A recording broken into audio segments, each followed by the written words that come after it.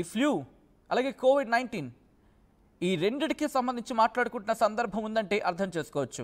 అక్కడ ఆరోగ్య శాఖ తీవ్రమైన కసరత్తు చేస్తోంది.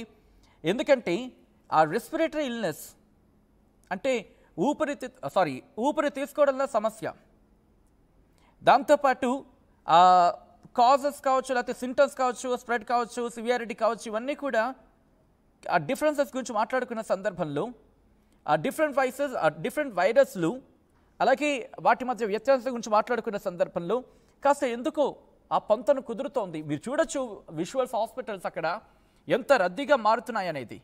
జపాన్లో మళ్ళీ కరోనా లాంటి పరిస్థితి నెలకొందా? ప్రస్తుతం అక్కడ ఆరోగ్య శాఖ ప్రస్తుతం ఈ అంశానికి సంబంధించి తీవ్రమైన స్థాయిలో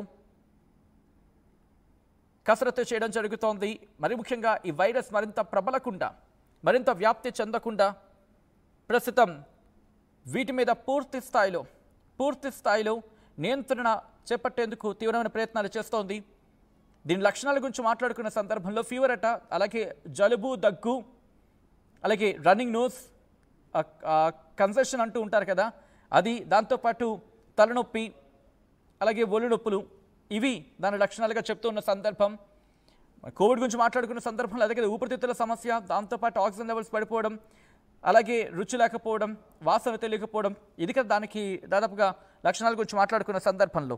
సో జపాన్లో లాక్డౌన్ విధించడం జరిగింది. దాదాపుగా కొన్ని సందర్భాల్లో అయితే కొన్ని ప్రాంతాలకు సంబంధించి పూర్తిగా లాక్డౌన్, కొన్ని ప్రదేశాలు అయితే స్కూల్స్ని మూసేశారు.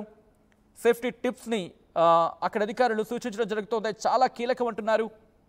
ఎందుకంటే కోవిడ్-19 లాగే ఇన్ఫ్లుయెన్జా వైరస్ అనేది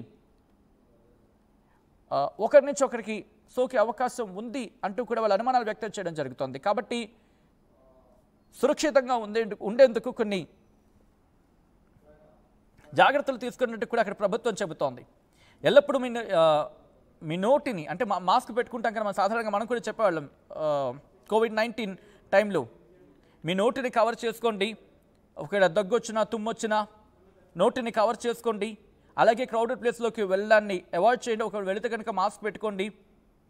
అలాగే చేతులను శుభ్రంగా కడుక్కోండి, సోప్తో కావచ్చు, లేకపోతే సోప్ వాటర్తో కావచ్చు. చేతులను శుభ్రంగా కడుక్కోండి. మీ కళ్ళని, ముక్కుని, నోటిని శుభ్రమైన చేతులు శుభ్రం చేసుకున్న తర్వాత మాత్రమే వాటిని టచ్ చేయండి. అలాగే ఈ వైరస్ ప్రబలే చోట్లకు సంబంధించి ఆ ప్రదేశాలని కాస్త మినహాయించండి.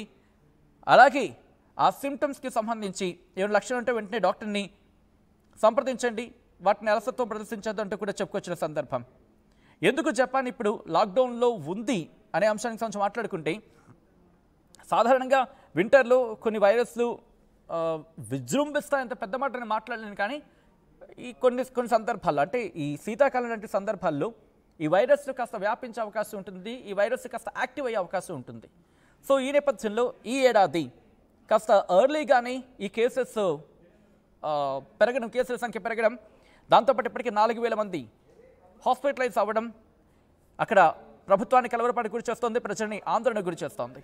సో ఈ నేపథ్యంలోనే ప్రభుత్వం కూడా అప్రమత్తమైంది, ప్రజలకు తగిన సూచనలు చేయడం జరుగుతోంది.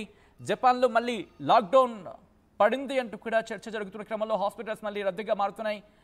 ఈ నేపథ్యంలో ఇంకొక ప్రమాదం, ప్రపంచానికి ఇంకొక ప్రమాదం పొంచి ఉందా?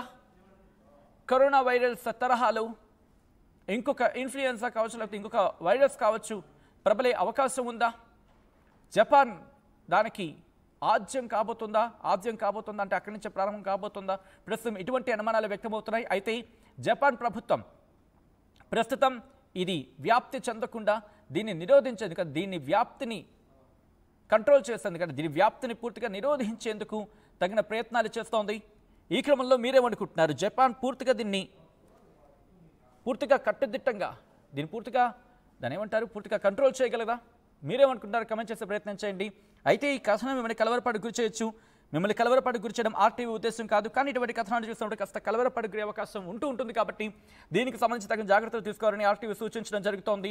ఇటువంటి కథనాలు చూపించడం, తద్వారా మీకు అవగాహన కల్పించడం, మిమ్మల్ని అప్రమత్తం చేయడంలో భాగంగానే కథనం చూపించడం జరుగుతోంది తప్ప మిమ్మల్ని కలవరపాటు గురి చేసే ఉద్దేశం ఆర్టీవీకి ఉండదు. కానీ ఇటువంటి కథనాలు చూసినప్పుడు కాస్త కలవరపాటు గురి అవకాశం ఉంటుంది. కాబట్టి దీనికి సంబంధించి తగిన జాగ్రత్తలు తీసుకోవాలని ఆర్టీవీ సూచించడం జరుగుతోంది. This is somewhere disturbing content, viewer description is advised.